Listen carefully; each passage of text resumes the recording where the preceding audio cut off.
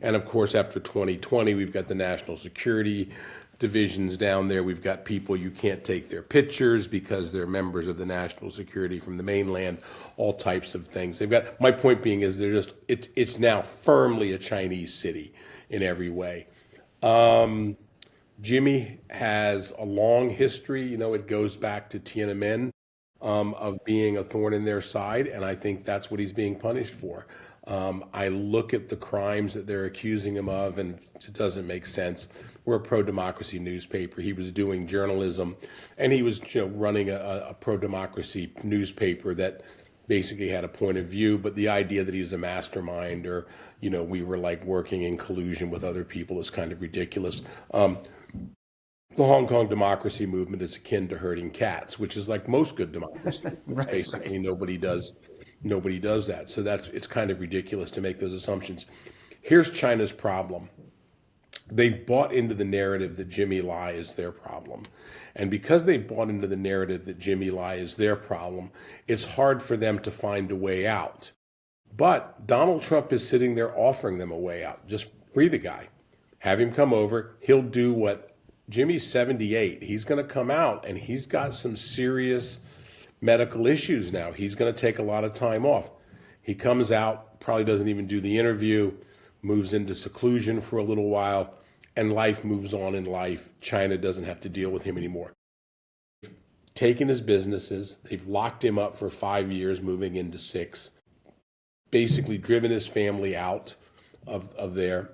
He has nothing left there. They've made an example out of him. There's no chance of a Jimmy Lai repeating.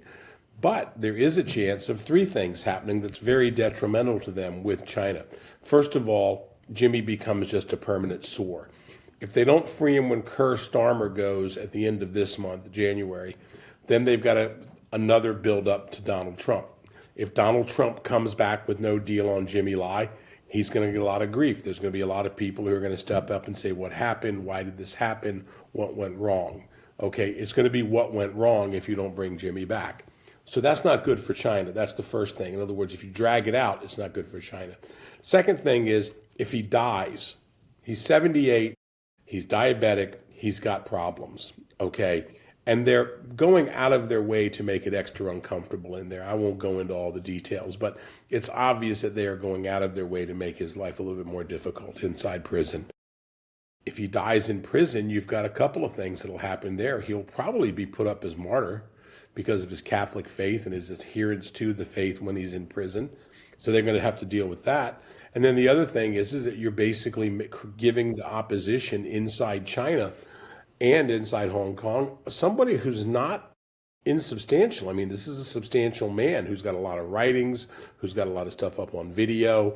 What are they going to do? Control YouTube? I don't think so. There'll be people splicing and cutting Jimmy, and it'll be all over the place. So the fact of the matter is that that's their problem. And their final problem is this, is Xi Jinping has yet to completely, I wrote a column one time, he puts on the black hat, you know what I'm saying? But the difference is right now, in the eyes of Americans, in the eyes of the West, nobody likes him. People know what he is.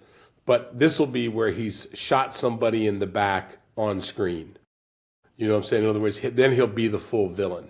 And I know that sounds odd, but it's like everybody knows there's an easy out here. Even the Japanese are saying something. Even the Singaporeans are saying something like this. Let the guy go. Shocking. They're privately talking. We know they're privately talking to him. Jimmy's getting support from the Irish Prime Taoiseach, whatever he is. The Prime Minister, their president, said something to Xi Jinping the other day. This is an issue that is really going to haunt them. And Donald Trump is sitting there, as is Keir Starmer, saying, hey, here's the way out. Free the guy on your terms, however you want to free him. Put him in a hospital in London, UK for 6 months. We all know in the world that is today, Europe, you're done after that. You're not. The media event is not there. If Jimmy dies in prison, well, that's a media event they don't control. Now, the question really is, does Xi Jinping think Jimmy is more of a threat out, or does he think he's more of a threat in with all these downsides? I'm hoping and I'm starting to believe they're going to come to the former conclusion, that essentially it's probably easier to release him, get rid of him, trade him for some spies, which would make sense for them. In other words, you called him a spy, so trade him for some spies. I think the U.S. and some other countries would probably give up something for Jimmy and some others.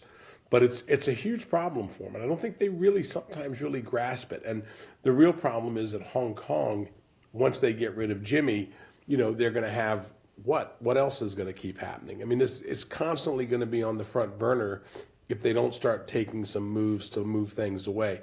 And yeah, you're going to continue to have other people on trial, but at least they can point and say, well, we handled Jimmy, he's out, he was 78, these other people will handle them too. It takes the temperature down quite a bit.